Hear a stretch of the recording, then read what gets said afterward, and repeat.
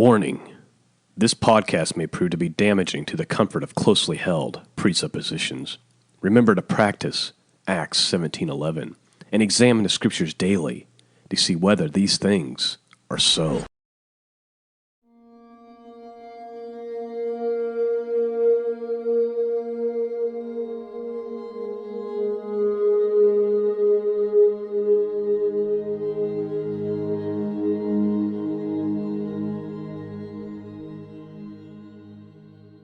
Greetings, friends. Welcome back to the broadcast. I'm Shawn.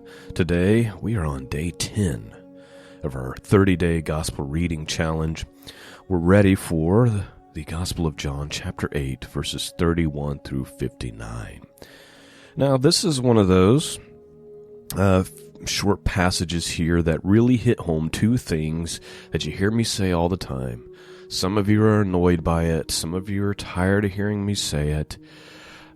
Some of you actually get angry and want to argue that it's not even true. Even though, well, we'll be able to tell from Jesus' words here and some really hard-hitting commentary from Matthew Henry that it is absolutely the truth and what the Bible teaches. Here's the two things I'm talking about. Number one, modern evangelical Christians seem to be under the impression that Jesus came to set them free so that they can sin without consequence. That is incorrect. What Jesus sets you free from is the bondage and slavery to sin. You see, when you didn't believe and you didn't have the Holy Spirit and the seal of God upon you, you were incapable of resisting sin. You were a slave to it, according to the Scriptures.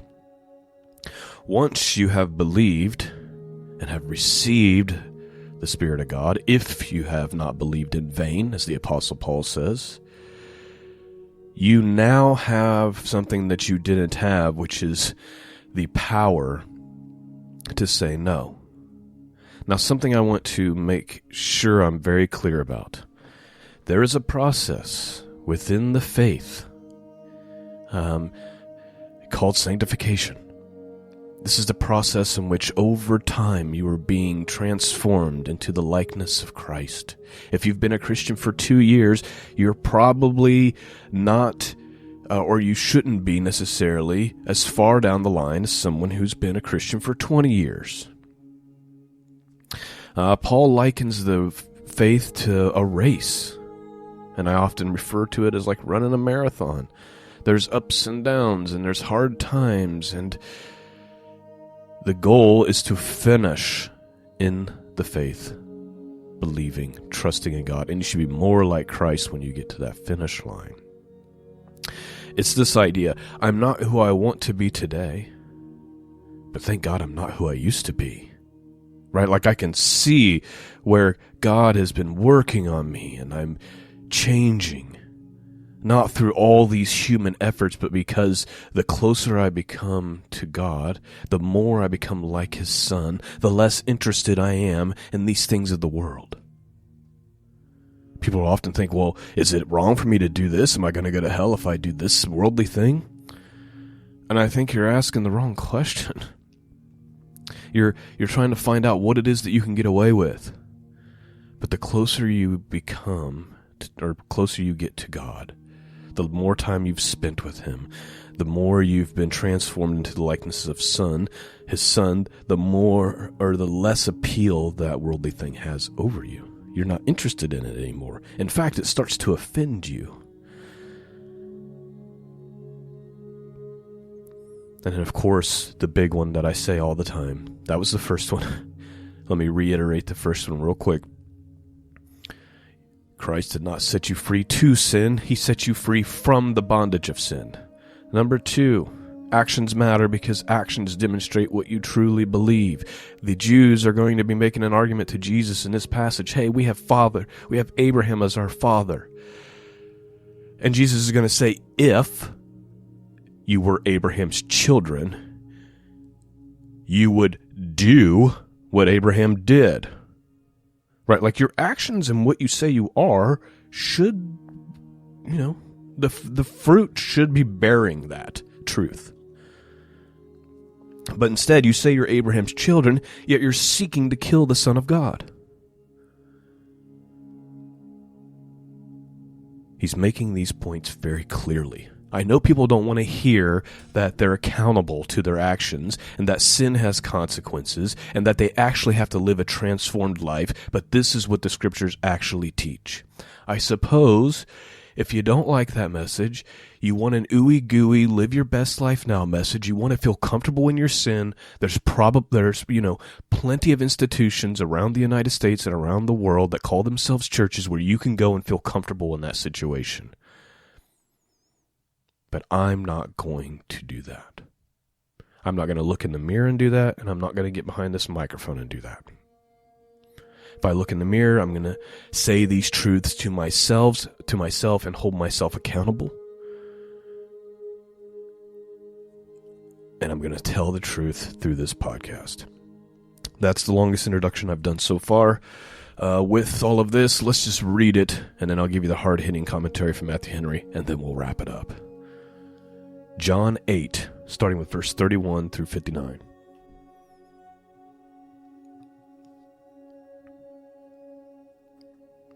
Verse 31. Jesus then said to the Jews who had believed in him, "If you continue in my word, you are truly my disciples. And you will know the truth, and the truth will make you free." And they answered him, "We are the descendants of Abraham. We have never been in bondage to anyone. How is it that you say we will be made free?" Jesus answered them, "Truly, truly, I say to you, everyone who commits sin is a slave to sin. The slave does not continue in the house forever. The Son continues forever. So if the Son makes you free, you will be free indeed. I know that you are descendants of Abraham, yet you seek to kill me because my word finds no place in you. I speak of what I have seen with my Father, and you do what you have heard from your father." They answered him, "Abraham is our father." And Jesus said to them, "If you were Abraham's children, you would do what Abraham did. But now you seek to kill me, a man who has told you the truth which I heard from God. This is not what Abraham did. You do the works of your father." They said to him, "We were not born of fornication. We have one Father, even God." Jesus said to them, If God were your Father, you would love me. For I proceeded and came forth from God. I came not of my own accord, but he sent me. Why do you not understand what I say? It is because you cannot bear to hear my word. You are of your father, the devil, and your will is to do your father's desires. He was a murderer from the beginning, and has nothing to do with the truth, because there is no truth in him. When he lies, he speaks according to his own nature, for he is a liar, and the father of lies. But because I tell the truth, you do not believe me. Which of you convicts me of sin? If I tell the truth, why do you not believe me? He who is of God hears the words of God.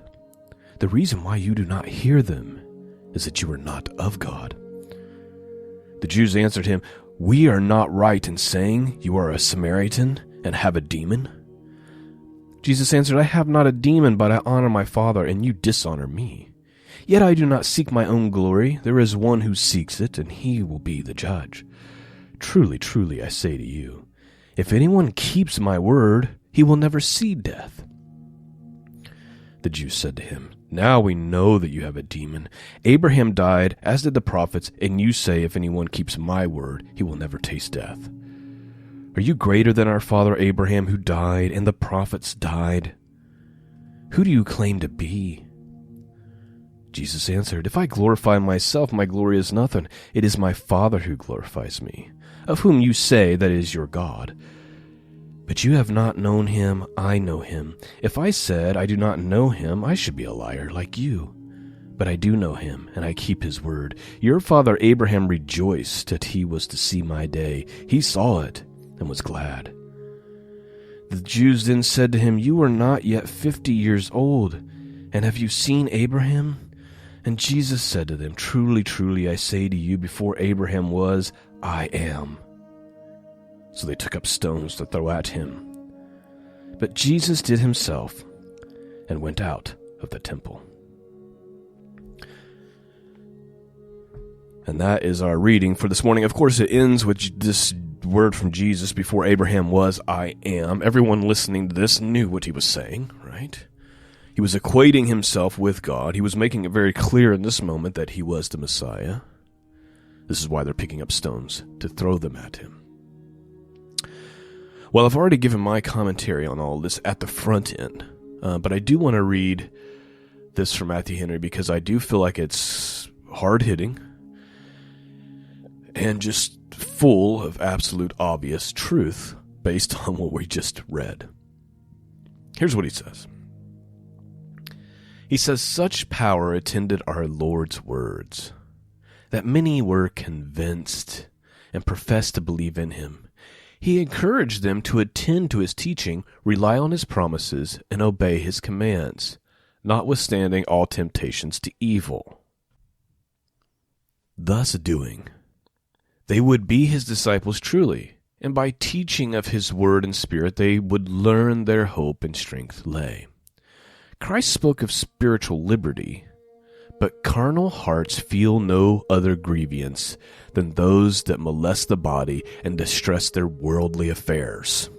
So please note and listen closely, because here's where it's starting to get hard-hitting.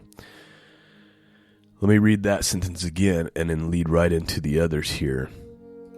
He says, Christ spoke of spiritual liberty, but carnal hearts, that means worldly hearts, feel no other grievance than those that molest the body and distress their worldly affairs. Talk to them of their liberty and property. Tell them of wasted commitment upon their lands, or damage done to their houses, and they understand you very well. But speak of the bondage of sin, captivity to Satan, and liberty by Christ. Tell of the wrong done to their precious souls, and the hazard of their eternal welfare. Then you bring strange things to their ears. Did you hear that? This is really how it is. Talk to them about worldly things, right? Their land, their homes, stuff like this. They understand you just very, very well. You start telling them that their souls are in danger, that they're living a life in bondage of sin and captivity to Satan.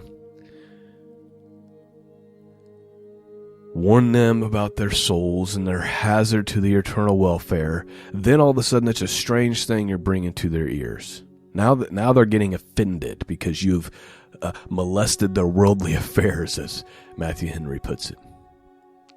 Last two sentences from him and then we'll be done.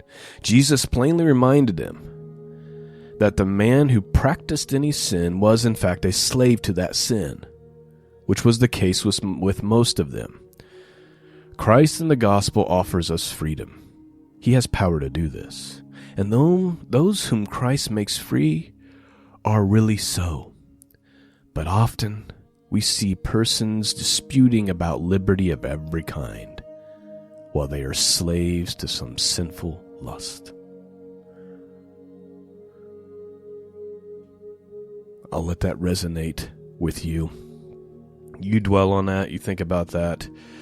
Some of you are going to be angry. That's fine. The goal here is to study God's word and honor the truth.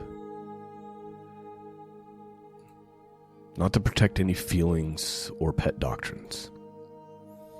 Peace and grace be with all of you.